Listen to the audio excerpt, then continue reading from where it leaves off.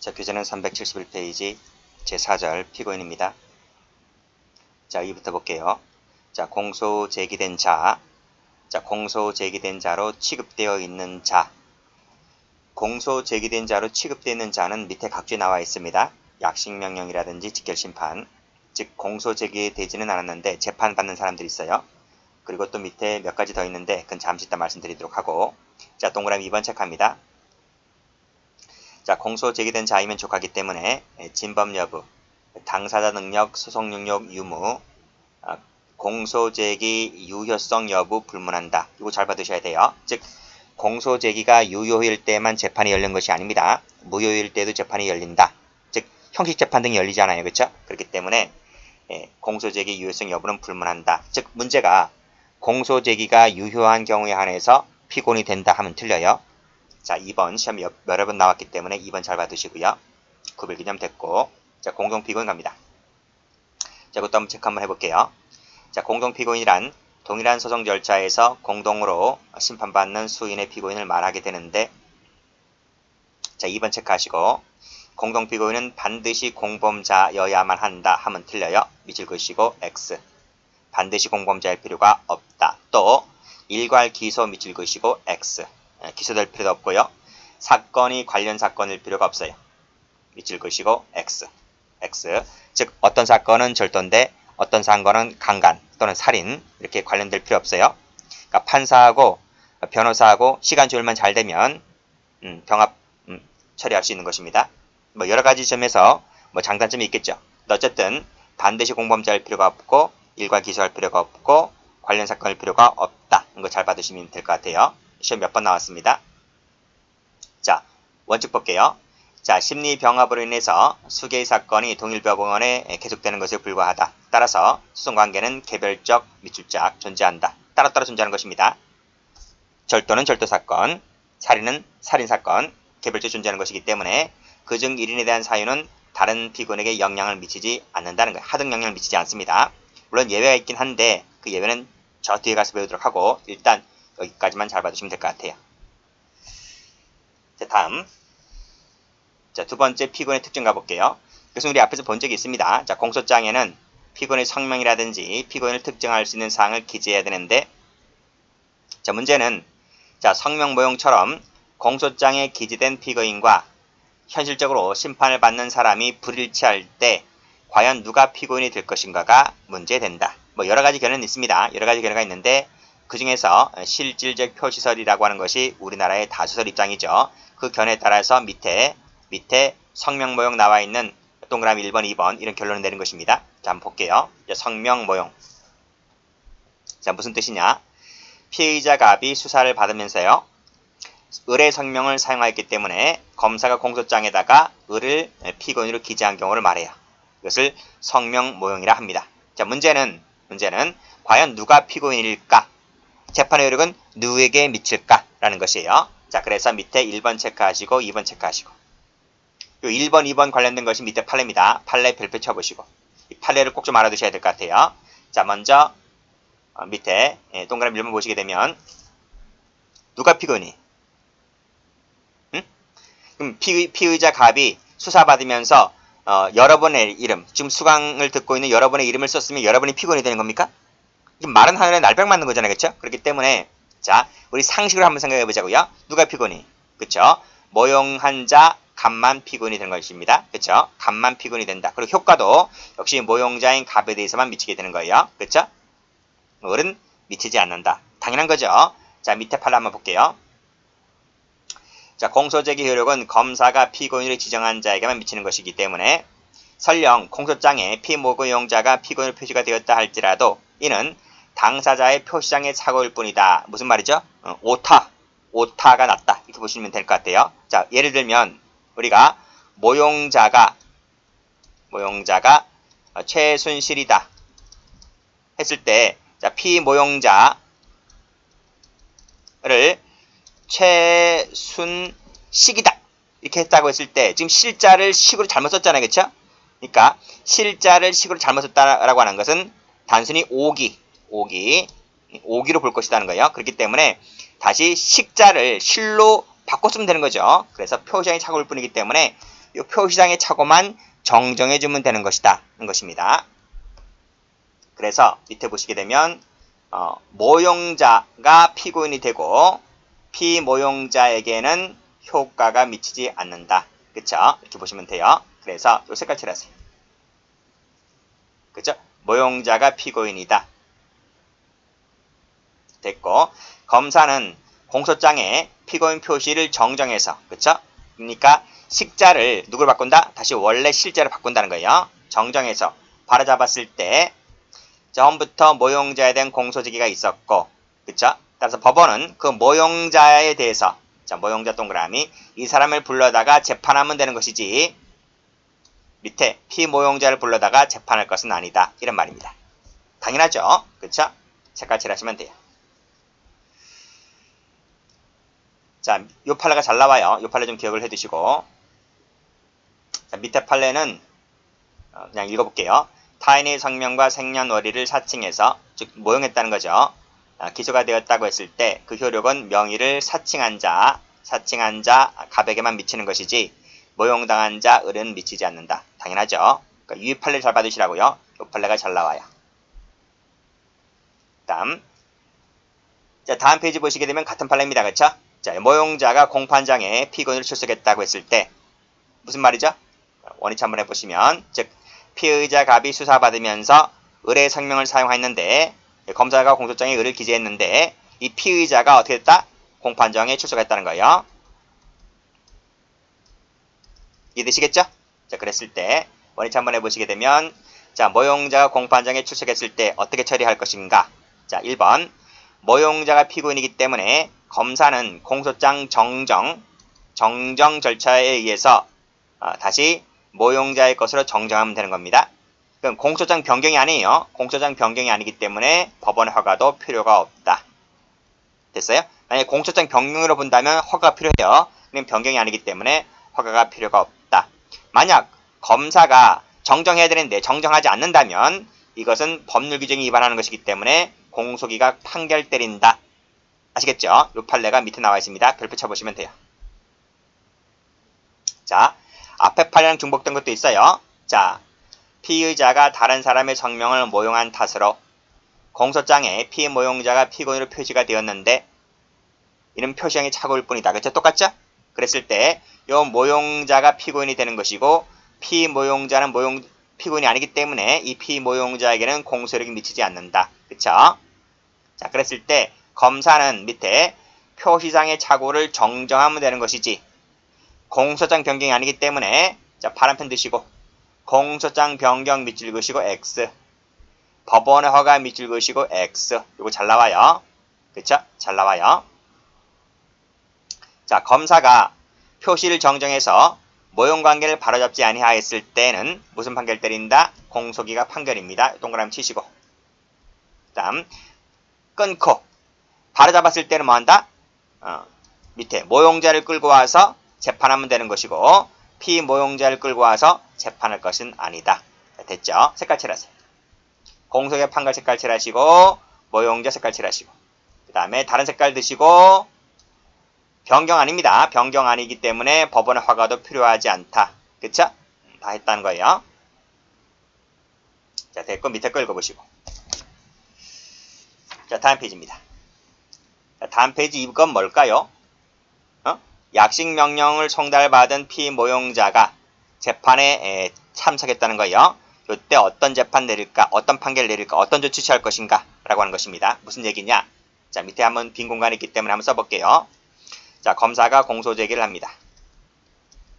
제기를 할 때 약식명령 청구하겠다는 거예요.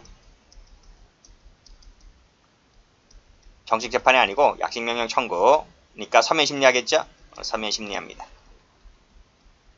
그러면 공소장에 옆에다가 모용자를 A로 하고 피모용자를 B로 할게요. 그랬을 때 검사가 공소장에 피고인을 누구로 적어요? B로 적어요. B로 적어요. 그래서 법원에다가 약식명령을 청구하죠. 청구를 해요. 그러면 법원이 공소장을 받아봤을 때 거기 어떻게 적혀져 있어요? 피고인 P라고 적혀져 있잖아요. 그쵸? 그랬을 때 자, 보니까 유죄심증이 인정되고 하기 해서 여기다 벌금을 때려요. 벌금. 공소장에 적혀있는 이 친구에게 벌금을 300만원 때려요. 때리게 되면 이것이 B의 주소로, 자, B의 주소로 요 약식명령장이 요게 송달돼요. 송달. 누가 앞으로? B 앞으로 송달되는 거예요. 근데 B가 자고 있는데 우편물을 왔어요. 그쵸? 어쩌다 보니까 자기는 가만히 있는데 죄를 저지르지도 않았는데 죄를 저질렀다고 벌금 400만원짜리 쪽지가 날라온 거예요. 큰일 났죠? 그래서 이 B가 이 법원에다가 어떻게 돼요? 정식 재판을 청구하게 되는 거예요. 아니, 이거를 지워버리고 이 법원에 뭐란다? 정식 재판을 청구한다고. 자, 여기까지입니다. 그쵸? 자, 올라가 보시면 약식명령을 송달받은 피모용자가 누구? B가 법원에다가 정식 재판을 청구했다고요. 그러면 청구했기 때문에 이 사람이 법원에 나오겠죠? 그쵸? 그래서 이 사람이 어떻게 됩니까? 출석합니다. 출석을 했어요. 자, 출석했다. 죄를 저지르지도 않은 사람이 법원에 정식 재판 청구를 했고 출석했단 말이죠. 이 사람을 뭐라 불러요? 형식적 피고인이라 불러요. 실질적 피고인이요? 이 사람이 죄를 저질렀어요? 아니잖아요. 그러니까 실질적 피고인은 아닌데 공소장에 자기 이름이 적혀져 있으니까 형식적으로 피고인이 되었다고요. 아시겠어요? 피고인이 되었다고요. 요때 법원이 무슨 재판을 때려요? 이 B에 대해서 무슨 판결 때려요? 공소기각 판결 때려요. 판결을 때린다. 됐죠? 판결을 때린다. 자, 앞에 한번 가보시면 371페이지. 여기 각주 보세요. 각주. 성명모용 사건에서 공판정에 출석한 피모용자, 그쵸? 피모용자. 뭐라 되어 있어요? 공소 제기된 자로 취급되어 있는 자, 그쵸? 피고인이라고, 피고. 그때 이 피모용자를 뭐라 부른다고요? 형식적 피고인. 이렇게 부른다고요. 자, 됐죠? 자, 그래서 여기 보시면 다시 원위치 한번 해보세요. 374페이지로 피모용자는 뭐다? 형식적 피고인이 되었다. 이때 법원은 적법한 공소 제기가 없는 것으로 보기 때문에 유추 적용해서 공소기각 판결 때린다. 밑에 판례 별표 쳐보시면 돼요. 그래서 자, 읽어볼게요. 출제 잘 돼요. 피모용자가 약식명령을 송달받고 정식재판 청구를 해서 심리과정에서 그 사실이 발각되고 검사가 공소장을 정정하는 등 그쵸? 형식적 피고인 지위를 갖게 되었을 때 법원은 무슨 판결 때린다? 빨간색으로 공소기각 판결 때린다. 판결. 그래서 불안정한 피고인의 지위를 해소해 주어야 한다는 것이 잘 나와요. 아시겠죠? 별표 치세요. 자, 색깔 칠하세요. 색깔 칠하시면 돼요. 자, 됐고. 그 다음에, 자, 그럼 모용자에 대해서는 어떤 조치를 취할 것 같아요? 검사는 공소장의 표시를 정정하면 된다니까. 표시 정정. 아시겠어요? 표시 정정하면 될 것이다. 그래서, 다시 원위치를 밑으로 쭉 내려오시게 되면, 자, 처음에 공소장에 피고인 비리를 적었잖아요. 그쵸? 지금 어떻게 한다고? 이걸 지우고 A로 이렇게 바꾼다고요. A로 표시를 바꾼다고요. 그러면 법원도 약식명령장에 있는 피고인의 이름을 A로 바꾼다고. A로 바꾸면 돼요. 송달도 B 주소로 송달하는 것이 아니라 A 주소로 송달하면 되는 거예요. A가 있는 집 주소로 송달하면 되는 거예요. 아시겠어요? 그런 뜻이에요. 가보시게 되면 검사는 공소장에 있는 피고인 표시를 정정하면 돼요. 누구로? A로. 그리고 법원은 그 표시 정정한 후에, 그쵸? A로 정정한 후에 본래의 약식명령 정본과 함께 이 결정을 모용자인 A에게 송달하면 돼요. A 집 주소로. 또 이때 검사는 약식명령을 새로이 청구해야 할 필요가 없어요. 그냥 표시만 정정해주면 돼요. 아시겠어요? 그래서 새로이 청구해야 한다 하면 틀려요. 그게 밑에 나와 있어요. 밑에 판례 한번 가보시면 여기 판례 마지막에 나와 있죠. 여기 갑에 대해서 별도로 기소해야 할 필요가 없다. 기소해야 한다 하면 틀려요. 아시겠습니까? 그게 위에 나와 있잖아. 새로이 청구해야 할 필요가 없다고요. 자, 밑에 판례 별표 쳐보세요. 자, 위 판례의 경우에 위 판례는 이것을 말합니다. 그렇죠? 이쪽 판례번호 똑같죠? 자, 진정한 피고인인 모용자에게는 아직 송달이 없었다고 할 것이므로 검사는 공소장에 기재된 피고인 표시를 정정하면 된다. 정정. 법원은 이에 따라서 피고인 표시를 정정해서 A로 정정해서 본래 약식명령과 함께 이 경정 결정을 모용자인 피고인에게, 그쵸? 모용자인 피고인에게 송달하면 끝난다는 거예요. 송달하면 적법한 송달이 있었다가 보아야 할 것이다 는 거예요. 아시겠죠? 이때 그걸 받았던 A가 그 기간 내에 정식 재판 청구가 없다면 이 명령은 확정됩니다. 그쵸? 그래서 시험에 잘 나오는 것이 요 판례 잘 나오고요. 밑에 판례 잘 나와요. 됐습니다. 밑에 거 읽어보시고요. 다음 페이지 한번 가보시면 만약에 판결이 확정된 후에 성명모용 사실이 판명되었다고 했을 때에도 마찬가지입니다. 효력은 모용자인 갑에게 대해서만 미치고요. 자, 판결이 확정된 후에 발각되었기 때문에 피모용자를 구제해줘야 되잖아요. 그쵸? 그때는 정과를 말소시켜주면 됩니다. 됐어요? 근데 판례가 없기 때문에 거의 시험에 안 나와요. 밑에 것도 위장출석이라는 개념만 알아두시면 될 것 같아요. 공소장에 갑을 피고인으로 기재를 하였는데 을이 마치 갑인 것처럼 행세해서 재판받는 경우를 위장출석이라고 합니다.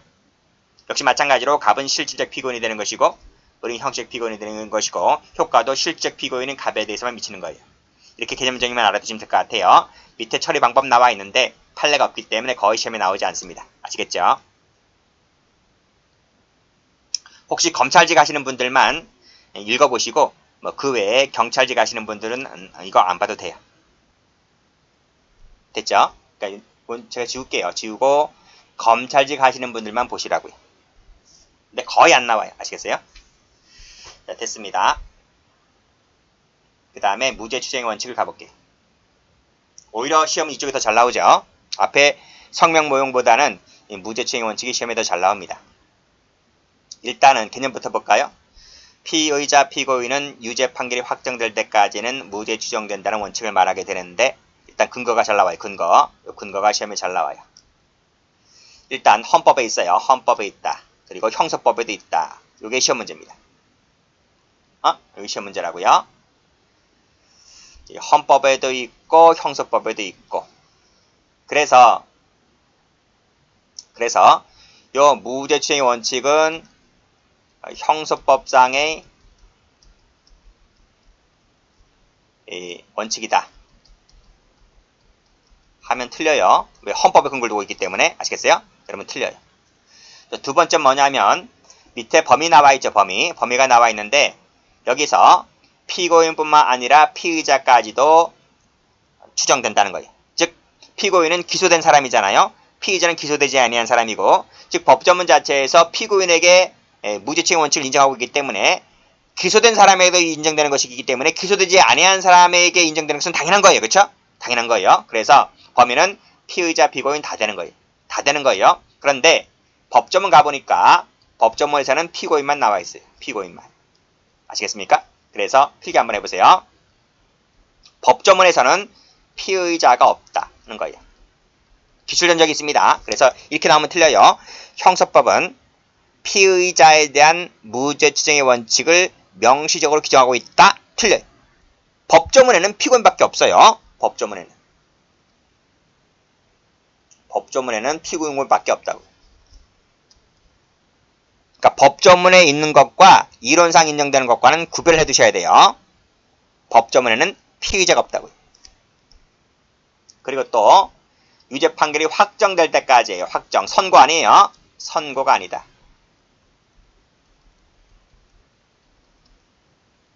일 1심, 2심, 3심 아시죠? 그러니까 1심에서 선고되었다고 해서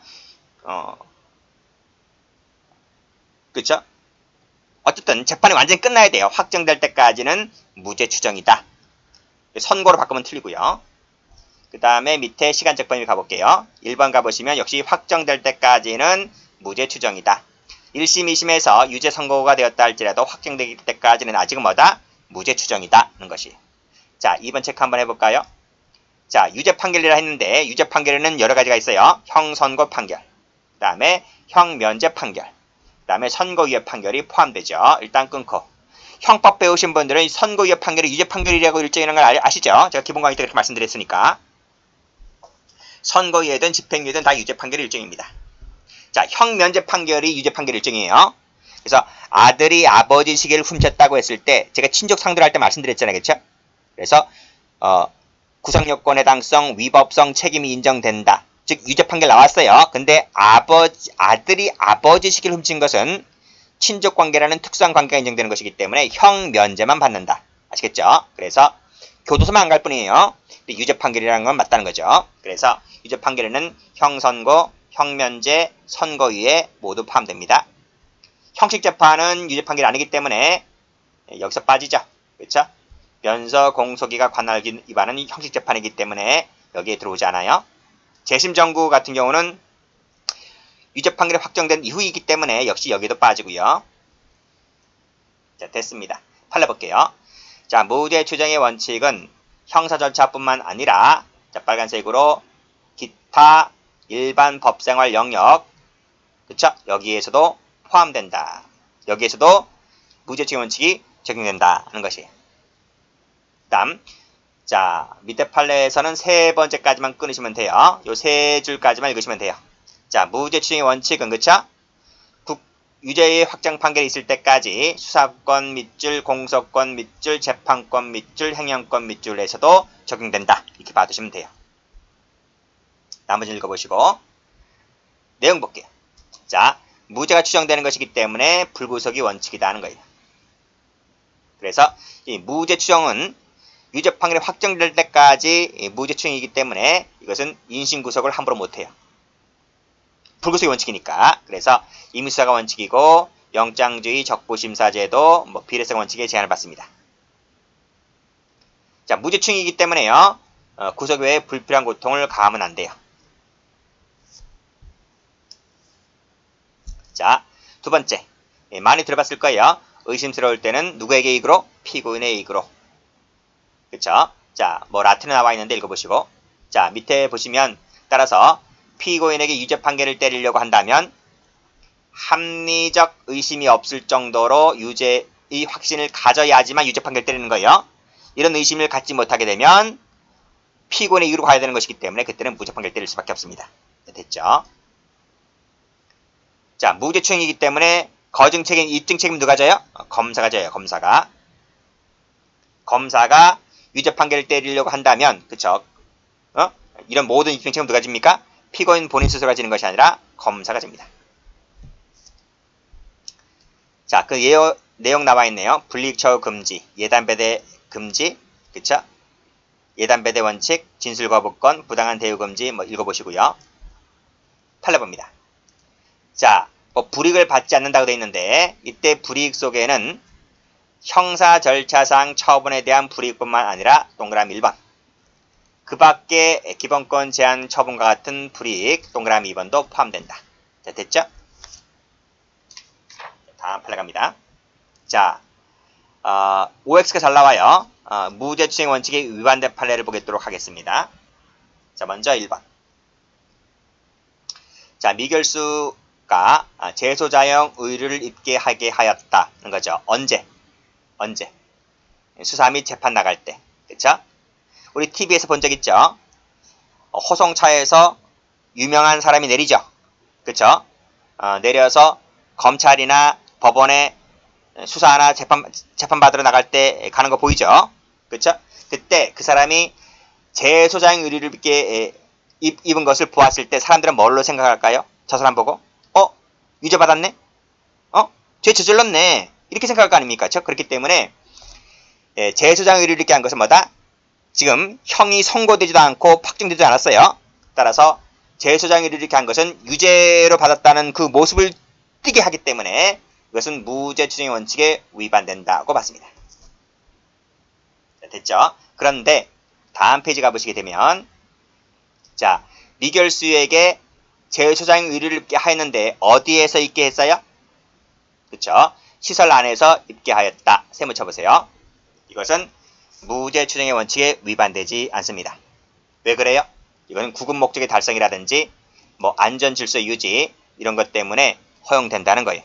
그러면 무죄 추정의 원칙은 여기에서도 지켜져야 되는 것이기 때문에 쫄쫄이 팬티 입고 다니고 레깅스 입고 다니고 할 수 있어요? 뭐 무지개 색깔 나는 화려한 옷 입고 다닐 수 있어요? 그러면 통일성이 없잖아요. 구금시설 안에서. 그쵸? 그렇기 때문에 이것은 제3자 일반인의 눈에 띄는 것도 아니고 그쵸? 그렇기 때문에 이러한 필요 최소한의 원칙은 지켜져야 하는 것이므로 미결수에게 시설 안에서 제소장 의뢰를 입게 한 것은 이 원칙에 반하지 않는다고 봤습니다. 그러나 다시 앞으로 올라가 보시게 되면 밖으로 나갈 때 검찰이나 법원으로 나갈 때 일반인의 눈에 띌 수가 있기 때문에 그때 제소자에게 미결수에게 제소장 의뢰를 입게 하도록 강제한 것은 이것은 무죄추정 원칙에 위반된다고 봤습니다. 근데 간혹 이렇게 입고 다니는 사람도 있어요. 그건 뭐 유명한 사람이 아니지. 오히려 뭐 옷 갈아입고 나오고 하는 것이 번거롭기 때문에 난 이거 입고 나가겠다. 그럼 나가게 할 수 있어요. 근데 나는 반드시 양복을 입고 나가겠다. 라고 하게 한다면 그건 그 사람 선택이니까 그때는 이 옷을 주고 입고 나가게 하게 할 수 있습니다. 됐고 그 다음 2번 볼게요. 자, 지자체의 장이 금고의 사용을 선고받고 그랬어요. 선고 동그라미. 확정 안 됐어요. 확정이 안 됐음에도 불구하고 부단체장이 그 권한을 대행하도록 하게 한 것은 이 원칙에 위반됩니다. 그쵸? 우리 앞에서 조문에서 뭐라 했습니까? 확정될 때까지 무죄청이니까 이건 선고받았음에도 불구하고 권한을 대행하도록 하게 한 것은 뭐다? 이 원칙에 위반된다. 쉽죠? 자, 비교되는 판례 한번 가볼까요? 다음 페이지 한번 가보세요. 381페이지 한번 가보시게 되면 13번 보세요. 똑같죠, 판례가. 똑같은데 이때는 구금 상태입니다. 그쵸? 구금 상태 세모 쳐보세요. 부단체장의 권한을 대행하도록 하게 한 것은 위반되지 않는다. 왜요? 구금 상태니까. 그쵸? 이건 구속 상태잖아. 그치? 구치소에서 구금 상태입니다. 그러면 지자체의 장이 원래 바깥에 있을 때에는 하루에 결제할 수 있는 건수가 엄청나게 많잖아요. 그쵸? 구금 상태에서도 이것이 유지가 되어야 한다고 한다면 부단체장이 하루에도 수십 개, 수십 페이지, 수백 페이지가 되는 문건을 갖고 와서 옥중 결제를 맡아야 돼요. 얼마나 불편하겠어요. 그쵸? 그렇기 때문에 이것은 불가피하게 뭐다? 구금 상태에 있을 때 부단체장이 권한을 대행하도록 한 이 조항은 합헌이다. 합헌이다. 그래서 무죄추정의 원칙에 위반되지 않는다고 본다는 것입니다. 그러나 페이지 127 한번 해보시게 되면 자, 이건 아무 말이 없죠. 이건 뭐다? 이것은 불구속 상태였다는 거예요. 불구속 상태. 불구속 상태에서 재판을 받다가 금고의 사형이 선고된 것입니다. 그렇기 때문에 이건 구금 상태가 아니기 때문에 아님에도 불구하고 부단체장의 권한에 대행하도록 한 것은 이 원칙이 위반되지만 구금된 상태에서 하게 한 것은 위반되지가 않는다는 것이. 근데 시험 문제에서는 이 불구속이란 말을 쓰고 있지 않습니다. 그러니까 문제를 잘 읽어보셔야 돼요. 구금되었는지 아니면 그냥 이 선고만 되어 있는지를 보고 판단하셔야만 됩니다. 출제 잘 돼요. 3, 4, 5를 묶어보세요. 묶었어요? 자, 3번 볼까요? 형사사건으로 기소가 된 교원. 4번도 기소가 되기만 하였다. 5번도 기소 공소제기가 되었다는 거예요. 근데 어떻게 했나요? 필요적 직위해제, 일률적 직위해제, 일방적 명령에 따른 업무정지라는 거예요. 라고 하게 한 것은 무죄 추정의 원칙에 위반된다는 거예요. 아직 기소만 되었을 뿐이지 아직 1심도 안 나왔어요. 1심도 안 나왔는데도 불구하고 필요적, 일률적, 일방적이라는 말을 쓰게 된 것은 무죄 추정 원칙에 위반된다는 것입니다. 자, 그런데 다음 페이지 한번 가보세요. 항상 비교되는 판례랑 같이 보셔야 돼요. 자, 6번 판례 가볼까요? 6번 판례에 형사사건은 기소가 되었잖아요. 그쵸? 그쵸? 기소가 된 사건인데 어떻게 했어요?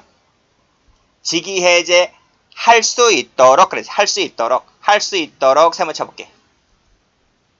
이걸 뭐라 그래요? 임의적. 그쵸? 직위해제예요. 직위해제. 해제는 무죄 추정 원칙에 위배되지 않는다고 봤습니다. 됐어요? 여러 가지 사정을 보고 기소가 되었는데 직위해제 할까 말까는 그 장의 재량으로 맡기겠다. 여러 가지 사정을 종합하게, 돌아가는 사정을 종합적으로 검토를 해봐서, 그쵸? 할 것인가 말 것인가에 대해서 재량이 맡긴 것은, 이것은 무죄 추정 원칙에 위배되지 않지만, 기소가 되었다고 해서 일괄적으로 필요적으로 직위해제 시킨 것은 뭐다? 이 원칙이 위반된다는 것입니다. 그렇게 정리를 해두셔야 돼요. 자, 그 다음 6번 볼게요. 관세법상 몰수할 것으로 인정되는 물품을 압수했다 했을 때, 압수한 날로부터 4개월을 경과했을 때는, 자, 그 다음 뭐래요? 별도의 재판이나 처분 없이 동그라미 굳고 귀속시켰다는 것입니다. 라고 했을 때, 여기서 별도의 재판이나 처분 없이 귀속시킨 것 자체가 밑에 보면 뭐라 돼 있어요? 재판이나 청문 절차도 밟지 아니하고 압수시켰다는 거죠. 라고 하는 것은 뭐다? 무죄 추정 원칙에 위배된다고 보았습니다. 됐죠? 그런 말이고. 그러니까 색깔 한번 칠해보세요. 색깔 한번 칠해보시면 뭐 재밌지 않아요? 요거 색깔 칠하시고 여기 색깔 칠하시고 필요적 색깔 칠하시고 일률적 색깔 칠하시고 일방적 색깔 칠하시고 별도 재판 처분 없이 색깔 칠하시고. 됐죠? 자, 다음 볼게요. 자, 7번, 8번 묶어볼까요? 그러니까 형법 배우신 분들은 쉬워요. 자, 판결 선고 전 구금일수가 뭐죠? 이퀄 미결 구금일수입니다. 기결이 아니고 미결이에요. 미결 구금일수. 그쵸? 자, 피고인 A가 여기서 피의자 A가 체포됐죠? 구속됐죠? 기소됐죠? 1심 받아요. 2심 받고요. 3심 받아요. 끝까지 갔어요. 그래서 3심에서 어떻게 됐어요? 여기서 재판이 끝났어요. 재판이 판결이 확정됐다고요. 징역 3년 나왔어요. 3년 나왔는데 이 친구가 체포되어서 유치장에 수감되어 있으면서 1심, 2심 받고 3심까지 받고 여기서 산 기간이 1년이에요. 1년. 근데 이 기간이 뭐야? 재판이 확정되기 전이잖아. 그치? 확정되기 전이니까 이게 미결구금이야. 미결구금기간.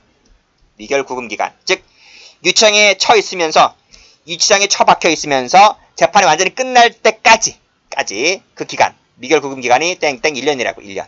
그렇다면 이 기간을 재판이 확정되었을 때 3년에 확정됐다 했잖아요. 3년에서 1년을 빼주게 돼 있어요. 그래서 3년 마이너스 1년 하니까 얼마 남았어요?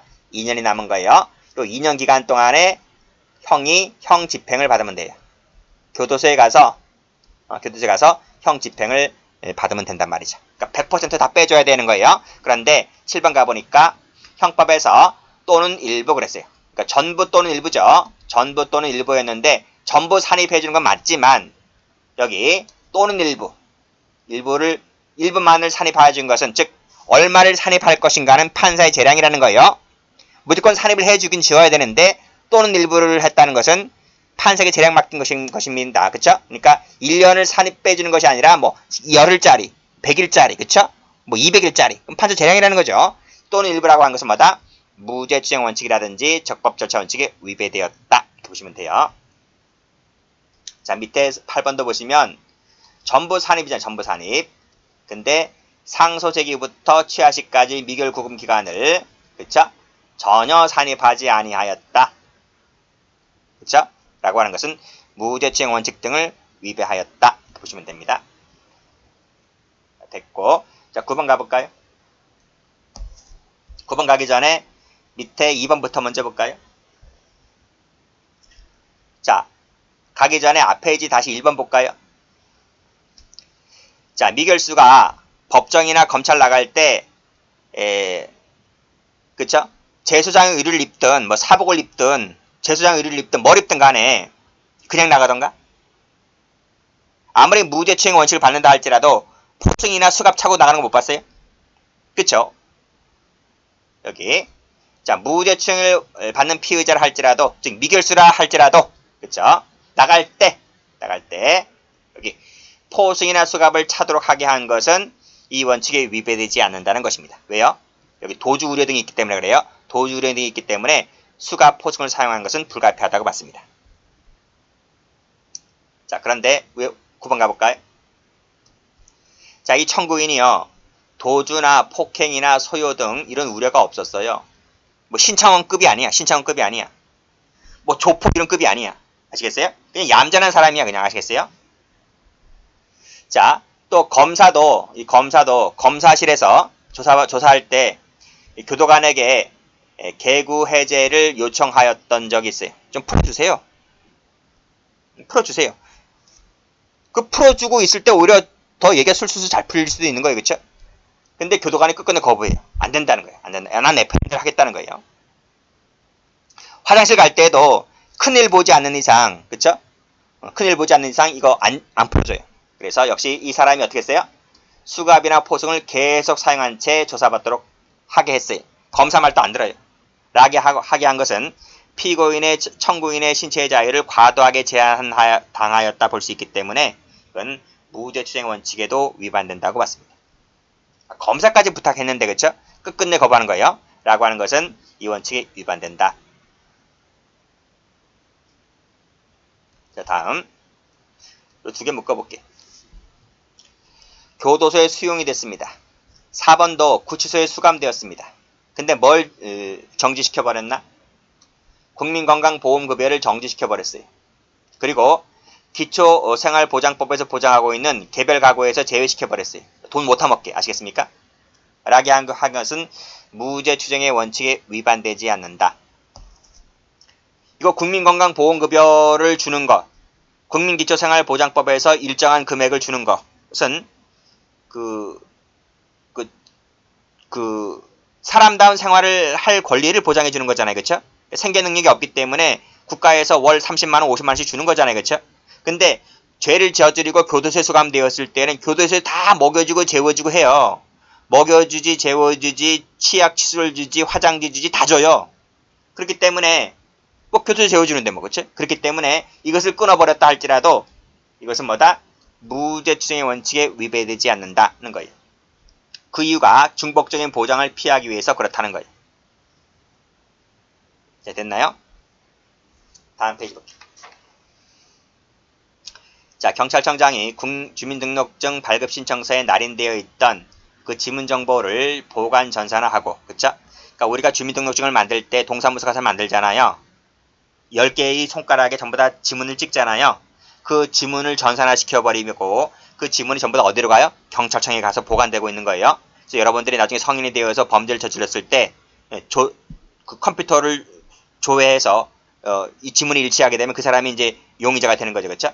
이를 범죄 수사 목적에 이용하게 되는 것은 뭐다? 이 영장주의라든지 무죄추정 원칙이라든지 이런 게 위배되지 않는다고 본 판례 기억해 두시고요. 자, 7번 가볼까? 자, 징계 혐의 사실은 형사재판과는 전혀 별개죠. 별개입니다. 그래서 여러분 공무원들이 혹시 재직 중에 무슨 비리와 연루되어 있다고 했을 때 형사재판을 받죠. 형사재판을 받고 또는 내부적으로 뭘 받아요? 징계를 받아요. 징계. 중징계. 보통 경징계보다는 중징계겠죠. 파면, 해임. 그쵸? 경징계라고 하는 정직, 감봉, 견책 이런 걸 받잖아요. 그쵸? 그랬을 때 형사재판이 확정되기 전까지라 할지라도 이 시간이 길게 걸려요. 2, 3년, 적어도 2, 3년 걸리잖아요. 유죄 판결을 받기 전이라 할지라도 내부적으로 여기 징계 혐의 사실은 인정될 수가 있기 때문에 징계를 받았다 할지라도 이것은 무죄추정 원칙에 위배되지 않는다. 왜? 별개니까. 전혀 별개니까요. 됐고 그게 바로 밑에 다음 페이지도 보시게 되면 유사한 게 나와 있습니다. 여기 형사처벌하고 과징금, 그쵸? 행정질서벌이죠? 이걸 병과했다 할지라도 이 두 가지는 전혀 별개의 것이기 때문에 과징금 병과를 일정하고 있다 할지라도 이중처벌금지 원칙에 위배되지 않는다. 그런 내용입니다. 다시 앞으로 가서 자, 8번은 본 적 있죠? 우리 앞에서 봤죠? 자, 공소장 첫머리에 소년부 송치 처분, 즉 전과사실이죠. 전과사실. 직업 없음을 기재했다 할지라도 피고인을 특정했다고 볼 수 있는 것이고, 그쵸? 여기서는 뭐다? 무죄 추정 원칙에도 위배되지 않는다고 봤습니다. 9번 파기 환송 판결에 의해서 사건을 환송받은 법원이, 그쵸? 자, 구속기간이 만료가 되면 계속 구속을 할 필요가 있다고 인정할 때 2차에 한해서 구속기간을 갱신할 수 있는 것인데, 그쵸? 갱신셈을 쳐보시면, 그것도 아무리 무죄 추정 원칙을 받는다 할지라도 그것은 신체자가 제한되는 것은 당연한 것이므로 무죄 추정 원칙에 위배되지 않는다고 봤습니다. 즉 구속기간 갱신 문제, 무죄 추정 원칙에 위배되지 않는다고 본다. 앞에 색깔 칠하지 않았나요? 색깔 다 칠하세요. 여기서 이거 색깔 칠하시고, 색깔 칠하시고, 색깔 칠하시고, 그다음 다른 색깔 드세요. 다른 색깔 드시고, 똑같은 색깔이면 안 되겠지. 이건 위반되지 않는 거니까. 이 색깔 칠하시고, 색깔 칠하시고, 색깔 칠하시고, 색깔 칠하시고. 이런 것만 봐도 돼요. 지문정보 관련해서 범죄 수사 목적에 이용되었다. 직위 해제할 수 있도록, 할 수 있도록이죠. 할 수 있도록. 징계 혐의, 이거 다 봤고요. 그 다음에 구속기간 갱신 문제. 어디에서? 파기환송 사건에서. 다음 페이지에서 구금 상태, 과징금 됐고 올라갑니다. 강의 들을 때나 시간이 오래 걸리지 복습할 땐 시간 금방 걸려요. 그쵸?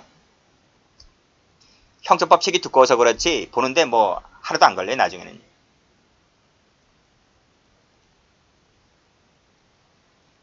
강의를 시간 있을 때 들어야 되지 나중에 뭐 시간이 촉박해서 한두 달 전에 강의 들을 거예요? 그러면 다 떨어지는 거예요. 지금 시간이 있을 때 넉넉하게 많이 들어두세요. 자, 10번 가볼게요. 자, 마지막 가보면 146조 가보면 뭐라고 되어 있습니까?